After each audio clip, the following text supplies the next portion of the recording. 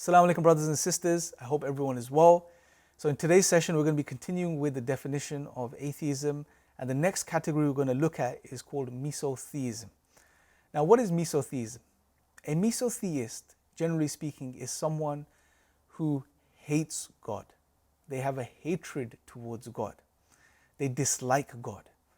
They blame God for the evil and suffering that takes place in this world. Now, if you think about this, you probably quickly come to the realization that a Misotheist isn't really someone that denies God. Because how can someone that denies God and doesn't believe in God hate God? How can you hate something or despise something that you don't believe exists? It won't work.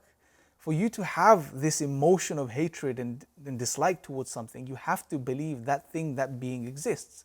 So essentially, Misotheists, I would say, are believers in God. However, what's happened is they've not connected the dots properly in life, which has led them to hating or developing a hatred towards God.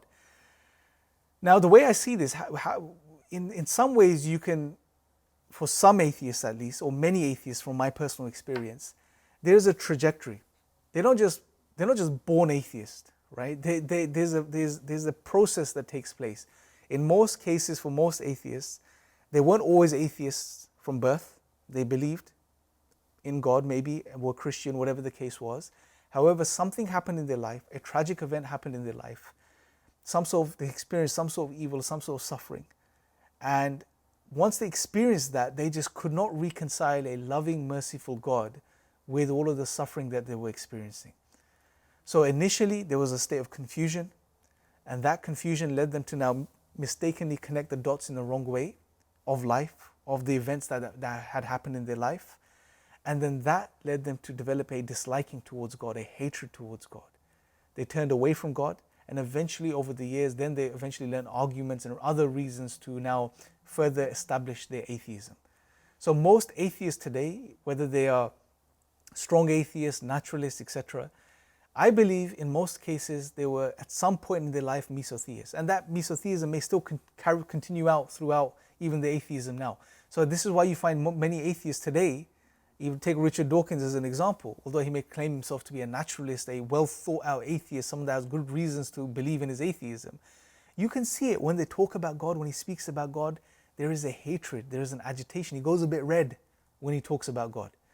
So there is an agitation there. You can tell that there's a hatred there. There's a bitterness there that he has towards God.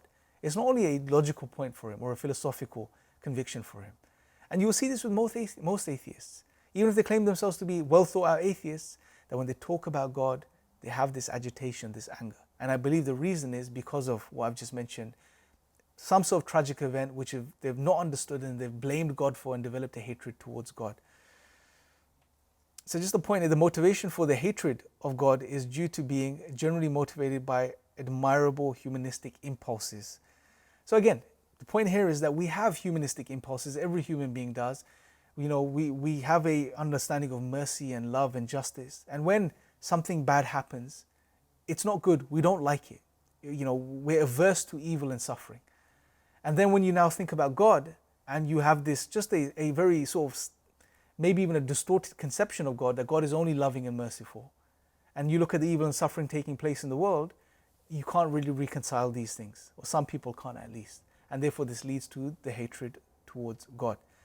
And in many cases for Misotheists, it's about the ego. It's egocentrism. It's the ego, essentially. Because look, let's face it, and again, through this course, when we get to the right arguments, when we get to addressing the problem of evil, we'll really explore this further. However, we can make a quick note on this here, is that just because us as human beings can't connect the dots, just because we can't see why something bad has happened or what the wisdom behind this is, it doesn't mean there is no wisdom there. Because remember, as human beings, we're limited.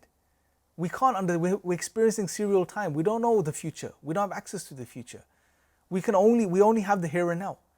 So when something bad happens, it's very difficult for the human being, sometimes impossible, to be able to understand and process all of the wisdom behind the actual event. And to understand the potential good that could be there, or that's going to arise from this happening, this bad thing happening. We can't. Now, just because we can't connect the dots and understand the wisdom behind something that's happened, a tragic event, it doesn't mean there isn't any wisdom there, right? And what the Misotheists would do, they would say, well, I can't see the wisdom. I can't appreciate why this has happened. This is just pure evil, and therefore God is to blame. I hate God. This is the ego. This is thinking we know best. We are so intelligent and so, intellectually and rationally gifted that we have the ability to conceptualize and understand everything and every event. And just because if we can't see the wisdom behind something, there is no wisdom. We put ourselves in this type of, we give ourselves this type of God complex. And this is just the ego speaking. So they are victims to egocentrism. Now the next category I want to look at, and yeah, we're still going on, there's more categories, is philosophical naturalism. Now philosophical naturalism is the position, again, philosophical naturalists are atheists. However, there are a certain category of atheists that say all that exists is physical. The universe and everything that exists is one closed physical system. That's it. All physical effects are a result of physical causes. There is nothing beyond this. There is no supernatural.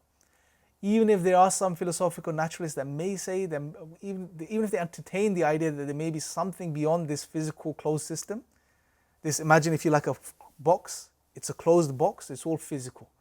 Even if there is something out there, it has nothing to do with this physical universe, this physical existence.